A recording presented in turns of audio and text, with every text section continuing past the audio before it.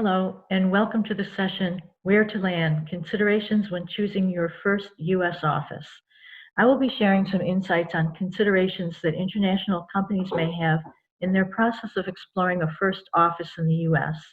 I'm Joan Popolo, Executive Director at Action Innovation Network. Action Innovation Network is a network of technology business incubators located in the greater Boston and New England area. The first consideration that I have for you is the question, why are you coming to the U.S.? This is something you will have had to think about before you even explore anything further. Yes, we all know that the United States is a very attractive consumer market and that many companies look to the U.S. As they expand beyond their home country. But is it the best step for your company? And this is what you have to really do some due diligence on before any further steps that may cost you money. Sometimes the US isn't the best first step. Sometimes the option for opening an office in a country that's closer to your home country is a better decision for you. You should think about certain things like, is the US market already saturated with other companies offering products that are similar to yours? Maybe you'd want to go somewhere where there aren't as many products as the US has already. And then certainly a key consideration is your internationalization budget. Is it large enough? Companies often make the mistake that they think they have enough money to open an office in the US, and it turns out to be only half what they think it's going to be. It's very expensive to operate in the US. So my suggestion to you would be to first explore an organization called Select USA. It's a government resource located here in the US, and it can assist international companies in working through some of these considerations at no cost to you. So it's a first step that I would recommend. Once you've determined that, yes, the United States is the best place for you to go next, I would suggest that you think about your preferred geography. And some of the considerations in selecting a preferred geography range from regional industry sector strengths to costs of doing business and cost of living. So when you look at something like the regional industry sector strengths here, I'd like to take the example of a life science company. Certainly, life sciences are very strong in the Boston, Cambridge, and greater Boston area.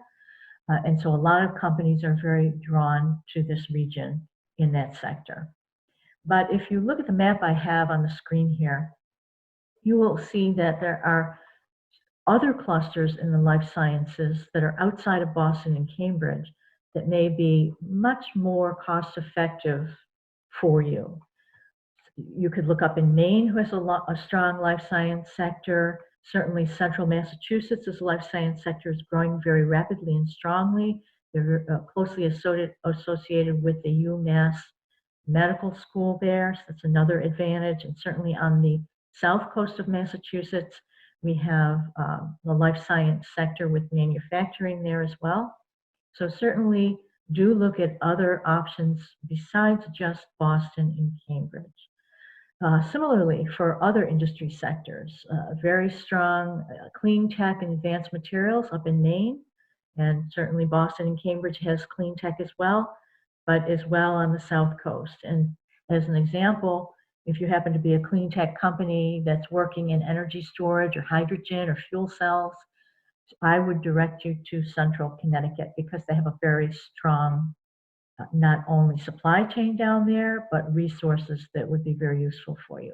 So these are just a couple of examples that I'm pointing out. Different areas have different strengths, and you should do your due diligence on best places for you. Another consideration would be, where are your customers most likely to be located? You may want to pick an area here in Eastern Massachusetts or in other parts of the country as well, where your customer base will be. And that would help you with maybe shipping costs or visiting customers and things like that. So do think about that. Also, what's your funding situation? Are you looking for U.S. investors here to have more funding opportunities? Or are you already well invested? And do your investors want you to be located close to where they are? Something to think about. Again, are you going to be doing some additional R&D for your product? Or are you going to be validating your product here in the US and looking for pilot and demonstration sites here? That will also determine where you might want to locate your company.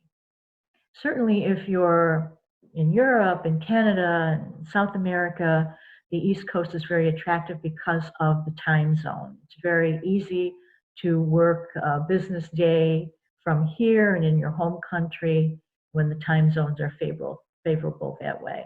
Certainly if you're communicating with other people in your company from your home office or your family members, time zones do make a difference. Access to major hubs. Where are the international airports? Where are the smaller airports? How much you're going to need to get around? If you're in Boston and Cambridge or outside of Boston and Cambridge, how easy is it for you to get into Boston and Cambridge? These are key considerations when you're picking your location. Also, big one, cost of living, cost of doing business.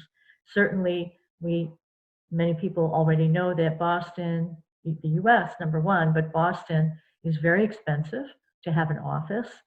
And there are options for you an hour and a half outside of Boston that can reduce the cost of your business dramatically. I've put this map up here to give you an indication of where the industry clusters are in life science and blue tech, at least, in this region. So I'm trying to stress to you, as you can see, that Boston and Cambridge is the big draw, but there are other areas that are as important and maybe better selections for you. Here, we're looking at the red bubbles here for life science and the green bubbles, blue bubbles here for the blue tech or blue economy, and the green bubbles here for the clean tech. So clearly, Boston is strong, Worcester is strong, other areas are growing, and if you're in clean tech or the blue economy, certainly coastal New England is where you want to be. The blue economy has a strong history on the south coast of Massachusetts, way back from the whaling days and the shipbuilding days, which is now being converted to the wind industry. So those are all considerations to think about. Cultural considerations. This is important. If you're bringing over team members, yourself, family members, how are you going to want to live here? Different areas of not only the country, but different areas of our small region here have different lifestyles. Are you someone who enjoys boating or outdoor recreational activities and needs to be near water? Are you a hiker who wants to be near the mountains? Are you an urban person who wants to wake up and walk out the door and have stores and restaurants and museums at the ready? You might want to think about urban living. Or are you the type that is happy in the suburbs and out closer to nature where you can enjoy different activities there? Certainly if you're coming over or a team member is coming over and they have a spouse or children, you're certainly going to want to look at areas that have strong school systems, that have great employment rates so that a spouse could find work here as well. Climate. Is climate something that's on your checklist? Certainly we know that the New England region has cold winters, snowy winters, which is an advantage if you like to ski or ice skate, and you have to get used to that. So the West Coast certainly has a different climate than we do, but they also have different problems than we do, earthquakes. We don't have earthquakes here. And would you like to be in a community that has similar ethnic backgrounds as you do, or language as you do? Sometimes companies do tend to cluster where their other companies from their home country have come to. So these are all just some of the cultural considerations that are really lifestyle focused that you need to think about.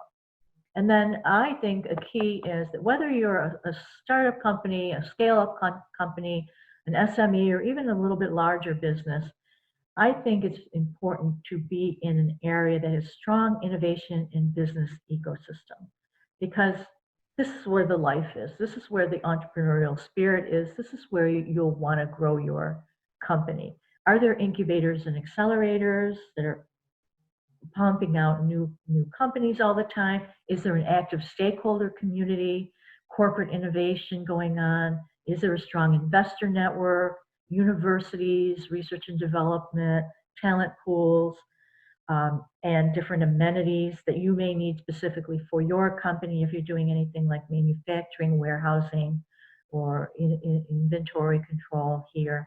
So highly recommended that you find an area that's very entrepreneurial to help your business grow. I'd like to introduce you to a tool that we designed that's available on our website. We call it the Technology Ecosystem Asset Map. This is, I think, a very good map to look at as an international company, but certainly domestic companies would make fine use of it as well. What we have here is a searchable locator for different technology assets in our region. So if you're looking with eyes in on if our region is a good place for you to set up a first office, you may first want to explore this map and see if we have the resources that are going to be a benefit for your company. We have a listing of 26 different asset categories. It's similar to things that I've listed here on this slide: research and development facilities, research institutes, pilot and demonstration sites, clinical teaching hospitals, airports, academic institutions, incubators and accelerators, all those sorts of things. And they're very sortable. This map is organized in ArcGIS, and it has different layers that you can turn on and off to look at different things that you're exploring here. Another way to use the map is to see how you can get there from here, right? If you will be assuming that you're going to be doing a lot of business in Boston and Cambridge, but you may not want to set up your office there, or you may want to live in an outlying area from Boston and Cambridge just for pricing purposes. How do you get to Boston? How accessible is the transportation, the public transportation, and so on? So we have layers that you can turn on and start to explore these sorts of things from our map. The purple lines that you see here are the commuter lines that go out of Boston, and those are all the little stops on the lines. The black stars are our incubator network, and all of this green background is from light to dark is the median home value prices. So you can click on any of these towns and see what the median cost of living there is in terms of what it costs to have a home. So then you can start to make some decisions based on this kind of information on where you want to live, how expensive it's going to be, how easy access is it to Boston or other major hubs, and so on. And so I think those will be very valuable explorations that you do. So do have a look at the map. Hope you can get some nice use out of it. And that's all I want to say for today in this very short session. Again, my name is Joan Popolo. Please feel free to reach out to me on my email listed here with any questions. I'd love to talk to international companies about this topic, and I'd love to have a conversation with you. Our website is there. Look us up, and good luck with your journey. Thank you.